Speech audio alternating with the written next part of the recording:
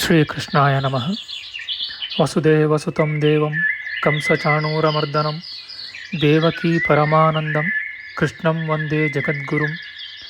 ಬ್ರಹ್ಮಸ್ಥಾನ ಸರೋಜ ಮಧ್ಯವಿಲಸಚ್ಛೀತಾಂಶು ಪೀಠಸ್ಥಿತಂ ಸ್ಫೂರ್ಜತ್ಸೂರ್ಯರುಚಿಂ ವರಾಭಯಕರಂ ಕರ್ಪೂರಕುಂದೋಜ್ವಲಂ ಶ್ವೇತಸೃಗ್ವಸನಾನುಲೇಪನಯುತಂ ವಿದ್ಯುದ್ರುಚಾ ಕಾಂತಯ ಸಂಶ್ಲಿಷ್ಟಾರ್ಧತನುಂ ಪ್ರಸನ್ನವದನಂ ವಂದೇ ಗುರುಂ ಸಾದರಂ. ಶ್ರೀ ಗುರುಭ್ಯೋ ನಮಃ. ಲಂಬೋದರಂ ಪರಮಸುಂದರಮೇಕದಂತಂ ರಕ್ತಾಂಬರಂ ತ್ರಿನಯನಂ ಪರಮಂ ಪವಿತ್ರಂ ಉದ್ಯದ್ದಿವಾಕರಕರೋಜ್ವಲಕಾಯಕಾಂತಂ ವಿಘ್ನೇಶ್ವರಂ ಸಕಲವಿಘ್ನಹರಂ ನಮಾಮಿ. ತ್ವಾಂ ದೇವ ವಿಘ್ನದಲನೇತಿ ಚ ಸುಂದರೇತಿ ಭಕ್ತಿಪ್ರಿಯೇತಿ ಸುಖದೇತಿ ಫಲಪ್ರದೇತಿ ವಿದ್ಯಾಪ್ರದೇತ್ಯಗಹರೇತಿ ಚ ಯೇ ಸ್ತುವಂತಿ ತೇಭ್ಯೋ ಗಣೇಶವರದೋ ಭವ ನಿತ್ಯಮೇವ. ಶ್ರೀ ಮಹಾಗಣಪತಯೇ ನಮಃ. ಯಾ ಕುಂದೇಂದು ತುಷಾರಹಾರಧವಳ ಯಾ ಶುಭ್ರವಸ್ತ್ರಾವೃತ ಯಾ ವೀಣಾ ವರದಂಡಮಂಡಿತಕರ ಯಾ ಶ್ವೇತಪದ್ಮಾಸನ ಯಾ ಬ್ರಹ್ಮಾಚ್ಯುತ ಶಂಕರ ಪ್ರಭೃತಿಭಿಃ ದೇವೈಃ ಸದಾ ವಂದಿತಾ ಸಾ ಮಾಂ ಪಾತು ಸರಸ್ವತೀ ಭಗವತಿ ನಿಶ್ಶೇಷಜಾಡ್ಯಾಪಃ. ಶ್ರೀ ಸರಸ್ವತ್ಯೇ ನಮಃ. ವೇದಾರ್ಥತತ್ವವಿಶದೀಕರಣೇನ ಪುಂಸಾಂ ಉಚ್ಚೈರ್ಗತಿಂ ಜಗತಿ ಯೋ ದಯಾಯ ವಿಧಾತುಂ ರಮ್ಯಾಂ ಪುರಾಣಪದವೀಂ ಪ್ರಣಿನಾಯ ತಸ್ಮೈ ಲೋಕೇಶವೈಭವಪುಷೇ ಋಷಯೇ ನಮಸ್ತಾತ್. ತಸ್ಮೈ ವ್ಯಾಸಾಯ ಮುನಯೇ ಸರ್ವಜ್ಞಾಯ ಮಹರ್ಷಯೇ ಪರಾಶರ್ಯಾಯ ಶಾಂತಾಯ ನಮೋ ನಾರಾಯಣಾತ್ಮನೆ. ಶ್ರೀ ವ್ಯಾಸಾಯ ನಮಃ. ನಾರಾಯಣಂ ನಮಸ್ಕೃತ್ಯ ನರಂ ಚೈವ ನರೋತ್ತಮಂ ದೇವೀಂ ಸರಸ್ವತೀಂ ವ್ಯಾಸಂ ತತೋ ಜಯಮುದೀರಯೇತ್. ಕನಕರುಚಿದುಕೂಲಃ ಕುಂಡಲೋಲ್ಲಾಸಿಗಲ್ಲಃ ಶಮಿತಭುವನಭಾರಃ ಕೋಪಿ ಲೀಲಾವತಾರಃ ತ್ರಿಭುವನಸುಖಕಾರಿ ಶೇಷಶಾಯೀ ಮುಕುಂದೋ ಪರಿಕಲಿತರಮಾಂಗೋ ಮಂಗಲಂ ನಸ್ತನೋತು. ನಮಾಮಿ ಗೋವಿಂದ ಪದಾರವಿಂದಂ ಸದೇಂದಿರಾನಂದನಮುತ್ತಮಾಡ್ಯಂ ಜಗಜ್ಜನಾನಾಂ ಹೃದಯ ಸನ್ನಿವಿಷ್ಟಂ ಮಹಾಜನೈಕಾಯನಮುತ್ತಮೋತ್ತಮಂ. ನಮಸ್ತೆ ಚಕ್ರಹಸ್ತಾಯ ಶಾರ್ङ्ಗಹಸ್ತಾಯ ತೇ ನಮಃ. ನಂದಹಸ್ತಾಯ ತೇ ವಿಷ್ಣೋ ಶಂಖಹಸ್ತಾಯ ತೇ ನಮಃ. ಓಂ ನಮೋ ವಾಸುದೇವಾಯ ನಮಃ ಸಂಕರ್ಷಣಾಯ ಚ ಪ್ರದ್ಯುಮ್ನಾಯ ನಮಸ್ತುಭ್ಯಂ ಅನಿರುದ್ಧಾಯ ತೇ ನಮಃ. ಪಾತಾಲಾದುತ್ಪತಿಷ್ಣೋರ್ಮಕರವಸತಯೋ ಯಸ್ಯ ಪುಚ್ಛಾಭಿಘಾತ ಧೂರ್ಧ್ವಂ ಬ್ರಹ್ಮಾಂಡಖಂಡ ವ್ಯತಿಕರವಿಹಿತ ವ್ಯತ್ಯಯೇ ನಾಪತಂತಿ. ವಿಷ್ಣೋರ್ಮತ್ಸ್ಯಾವತಾರೇ ಸಕಲವಸುಮತಿ ಮಂಡಲಂ ವ್ಯಶ್ನುವಾನಃ ತಸ್ಯಾಸ್ಯೋದೀರಿತಾನಾಂ ಧ್ವನಿರಪಹರತಾದಶ್ರಿಯಂ ವ ಶ್ರುತೀನಾಂ. ಶ್ರೀ ಮತ್ಸ್ಯರೂಪಿ ಪರಮಾತ್ಮನೇ ನಮಃ. ಪ್ರಿಯ ಬಾಂಧವರೇ, ನಮ್ಮ ಈ ಶ್ರೀ ಲಾಲೀಕೃಷ್ಣ ಚಾನಲ್ಗೆ ಸ್ವಾಗತ. ಇಂದಿನ ವಿಡಿಯೋದಲ್ಲಿ ನಾವು ಶ್ರೀಮನ್ ಮತ್ಸ್ಯ ಮಹಾಪುರಾಣದ 256ನೇ ಅಧ್ಯಾಯವಾದ ವಾಸ್ತುಶಾಸ್ತ್ರ ಗೃಹ ನಿರ್ಣಯ, ಕಂಬಗಳನ್ನು ನಿಲ್ಲಿಸುವ ಕ್ರಮ, ಗೃಹಾರಂಭ ಕಾಲದಲ್ಲಿ ಆಗುವ ಶುಭಾಶುಭ ನಿಮಿತ್ತಗಳು, ಅಡಿಗೆ ಮನೆ, ನೀರು ಮನೆ ಮುಂತಾದವು ಇರಬೇಕಾದ ದಿಕ್ಕುಗಳ ವಿಚಾರ ಮಾಡೋಣ. ಶ್ರೀಕೃಷ್ಣಾಯ ನಮಃ. ಸೂತ ಪುರಾಣಿಕರು ಹೇಳುತ್ತಾರೆ, ನಿವೇಶನದಲ್ಲಿ ಬಿದ್ದ ನೀರು ಉತ್ತರ ಅಥವಾ ಈಶಾನ್ಯ ದಿಕ್ಕಿಗೆ ಹರಿಯುವಂತೆ ಇರಬೇಕು. ಅದರ ಮೇಲ್ಮೈ ಮಟ್ಟವಾಗಿರಬೇಕು. ಇಂತಹ ಸ್ಥಳವನ್ನು ಪರೀಕ್ಷಿಸಿ ನೋಡಿ ಈ ಹಿಂದೆ ಹೇಳಿದಂತೆ ಕಂಬಗಳನ್ನು ನಿಲ್ಲಿಸಬೇಕು. ವಾಸ್ತುಶಾಸ್ತ್ರವನ್ನು ಬಲ್ಲವನು ಮಾಡಬೇಕಾದ ಕೆಲಸವಿದು. ವಿವೇಕಿಯಾದವನು ಮನೆಯನ್ನು ದೇವಾಲಯ, ಜೂಜುಕೋರನ ಮನೆ, ಮಂತ್ರಿಯ ಮನೆ, 4 ಬೀದಿಗಳು ಸೇರುವ ಚೌಕ ಇವುಗಳ ಹತ್ತಿರ ಕಟ್ಟಬಾರದು. ಅದರಿಂದ ದುಃಖವು ಭೀತಿಯೂ ಉಂಟಾಗುವವು. ನಿವೇಶನವನ್ನು 4 ವಿಧವಾಗಿ ವಿಂಗಡಿಸಬಹುದು. ಬಚ್ಚಲ ನೀರು ಮುಂಭಾಗದಲ್ಲಿ ನಿಲ್ಲದೆ ಹರಿದು ಹೋಗುವಂತಿದ್ದರೆ ಒಳ್ಳೆಯದು. ಹಿಂಭಾಗದಲ್ಲಿ ಹರಿದರೆ ಸವ್ಯಾವರ್ತವೆನಿಸಿಕೊಳ್ಳುವುದು. ಎಡಗಡೆಯಲ್ಲಿ ಹರಿಯುವುದರಿಂದ ಕೇಡು ಉಂಟಾಗುವುದು. ಬಲಗಡೆಯಲ್ಲಾದರೆ ಎಲ್ಲ ಬಗೆಯ ಇಷ್ಟಾರ್ಥಗಳು ಈಡೇರುವವು. ಇಂತಹುದಕ್ಕೆ ಸಂಪೂರ್ಣವೆಂದು ಹೆಸರು. ಹೀಗೆ ಸ್ಥಳವನ್ನು ಆರಿಸಿ ಜ್ಯೋತಿಷಿಕನು ಹೇಳಿದ ಶುಭ ಲಕ್ಷಣಯುಕ್ತವಾದ ಮುಹೂರ್ತದಲ್ಲಿ ಮನೆಯ ಕೆಲಸವನ್ನು ಆರಂಭಿಸಬೇಕು. 4 ಬ್ರಾಹ್ಮಣರು ಕಂಬವನ್ನು ಶಾಸ್ತ್ರೋಕ್ತವಾಗಿ ಪೂಜಿಸುವರು. ನೆಲದಲ್ಲಿ ರತ್ನವನ್ನು ಹರಡಿ ಅದರ ಮೇಲೆ ಸಕಲ ಬೀಜಗಳ ಸಹಿತವಾಗಿ ಅಡಿಗಲ್ಲನ್ನು ಇರಿಸಬೇಕು. ಯಜಮಾನನು ಶುಭ್ರ ವಸ್ತ್ರವನ್ನು ಧರಿಸಿ ಶಿಲ್ಪಿಯೊಡಗೂಡಿ ಕಂಬಕ್ಕೆ ಅಭಿಷೇಕವನ್ನು ಮಾಡಿ ಅಕ್ಷತೆಗಳಿಂದಲೂ ವಸ್ತ್ರಭೂಷಣಗಳಿಂದಲೂ ಅಲಂಕರಿಸಿ ಎಲ್ಲ ಬಗೆಯ ಮೂಲಿಕೆಗಳ ಸಹಿತವಾಗಿ ಅದನ್ನು ಆ ಕಲ್ಲಿನ ಮೇಲೆ ನಿಲ್ಲಿಸಬೇಕು. ವೇದಘೋಷವು, ವಾದ್ಯಧ್ವನಿಗಳು, ಮಂಗಳ ಗೀತಗಳು ನಡೆಯುತ್ತಿರಬೇಕು. ಬ್ರಾಹ್ಮಣರನ್ನು ಪಾಯಸ ಸಹಿತವಾದ ಭೋಜನದಿಂದ ತೃಪ್ತಿಪಡಿಸಬೇಕು. ವಾಸ್ತೋಷ್ಪತೆ ಪ್ರತಿಜಾನೀಹಿ ಎಂಬ ಮಂತ್ರದಿಂದ ತುಪ್ಪದ ಮತ್ತು ಜೇನುತುಪ್ಪಗಳ ಹೋಮವನ್ನು ಮಾಡಬೇಕು. ವಾಸ್ತುಯಜ್ಞವು 5 ಸಂದರ್ಭಗಳಲ್ಲಿ ನಡೆಯುವುದು. ನಿವೇಶನವನ್ನು ಅಳತೆ ಮಾಡಿ ದಾರವನ್ನು ಕಟ್ಟಿದಾಗ, ಕಂಬವನ್ನು ನೆಡುವಾಗ, ಬಾಗಿಲ ವಾಡವನ್ನು ನಿಲ್ಲಿಸುವಾಗ, ಮನೆಯನ್ನು ಕಟ್ಟಿದ ಮೇಲೆ ಅದನ್ನು ಪ್ರವೇಶಿಸುವಾಗ, ವಾಸ್ತು ಶಾಂತಿಯನ್ನು ನೆರವೇರಿಸುವಾಗ ವಾಸ್ತುಯಜ್ಞವನ್ನು ತಪ್ಪದೆ ನಡೆಸಬೇಕು. ಅಳತೆ ಮಾಡಿ ದಾರವನ್ನು ಕಟ್ಟುವುದಕ್ಕೆ ಈಶಾನ್ಯದಿಂದ ತೊಡಗಬೇಕು. ಕಂಬವನ್ನು ಆಗ್ನೇಯ ದಿಕ್ಕಿನಲ್ಲಿ ಮೊದಲು ನಿಲ್ಲಿಸಬೇಕು. ವಾಸ್ತುಚಕ್ರದ ಪದಗಳನ್ನು ಪ್ರದಕ್ಷಿಣವಾಗಿ ಬರೆಯಬೇಕು. ರೇಖೆಗಳನ್ನು ಎಳೆಯುವುದಕ್ಕೆ ಬಲಗೈಯ ಹೆಬ್ಬೆರಳು, ಅದರ ಮಗ್ಗುಲ ಬೆರಳು ಇವುಗಳನ್ನು ಉಪಯೋಗಿಸಬೇಕು. ಹವಳ, ರತ್ನ, ಚಿನ್ನ, ಹೂ, ಹಣ್ಣು, ಅಕ್ಷತೆ, ಜಲ ಇವುಗಳನ್ನು ಸಾಧನವಾಗಿ ಇಟ್ಟುಕೊಳ್ಳಬಹುದು.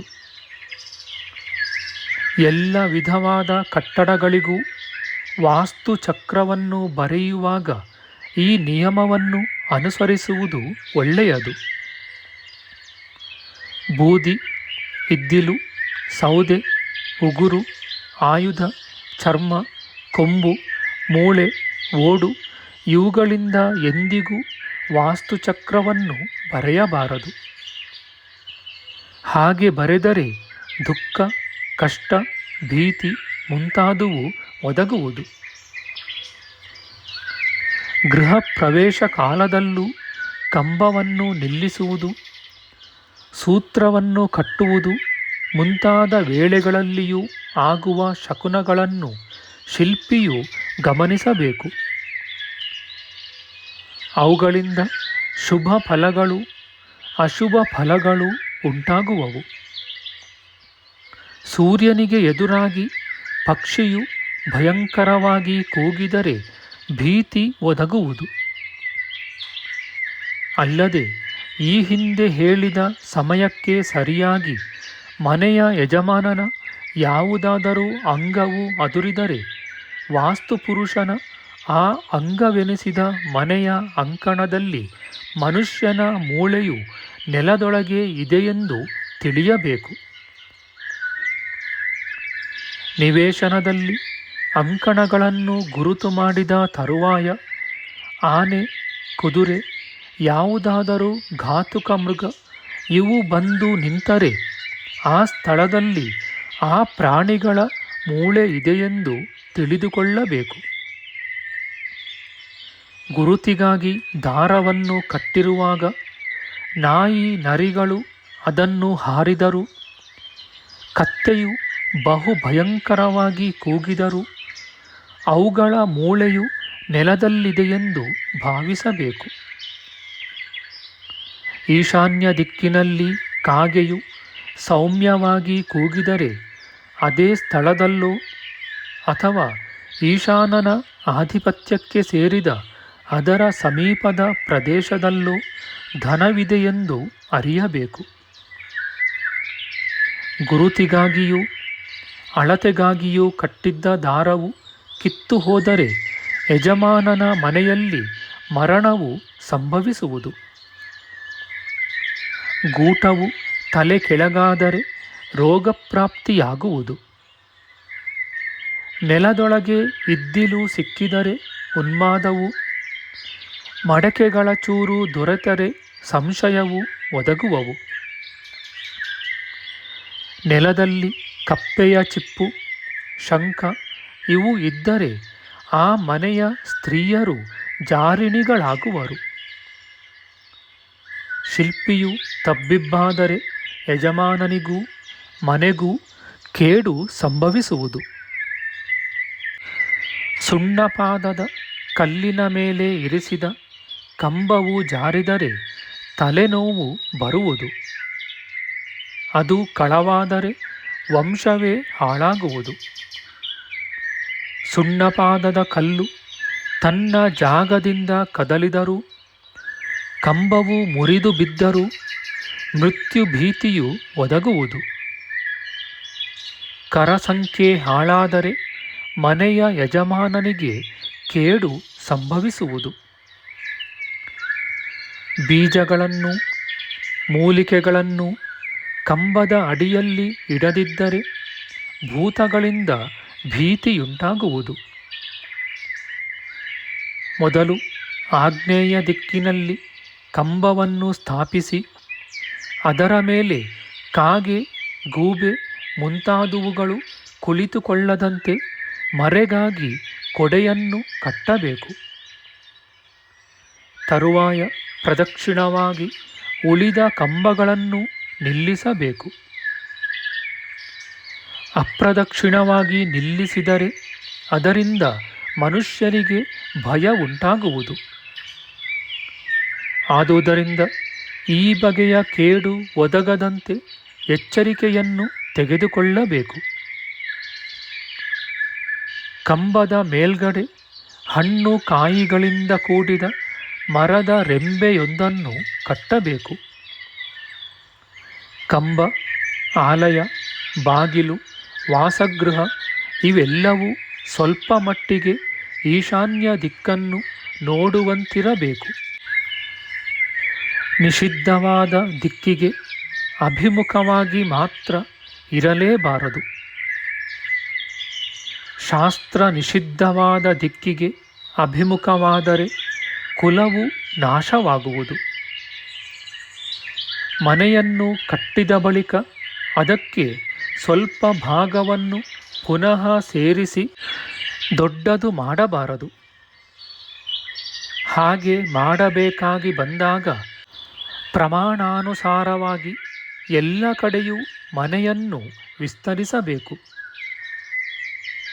ಪೂರ್ವದ ಕಡೆಗೆ ಬೆಳೆಸಿದರೆ ಯಾವಾಗಲೂ ದ್ವೇಷಕ್ಕೆ ತುತ್ತಾಗಿರಬೇಕಾಗುವುದು.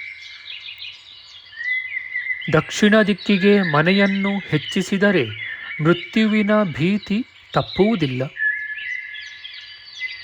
ಪಶ್ಚಿಮಕ್ಕೆ ಬೆಳೆಸಿದರೆ ದ್ರವ್ಯನಾಶವಾಗುವುದು.